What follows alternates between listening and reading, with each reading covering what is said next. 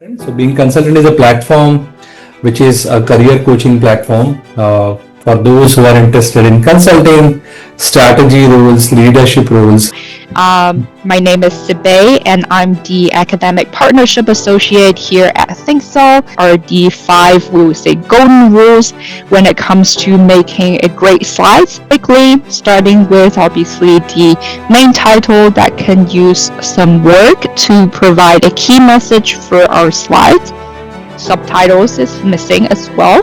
The consistency of the things when it comes to numbers, mixing up the commas and periods here, creating some confusions, areas of improvement here.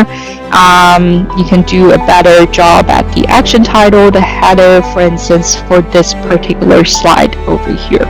Again, the action title, as you can see here, even in real business presentation cases, this is an important point that sometimes get overlooked as well. A quick checklist to see, like what are the things that you want to mark.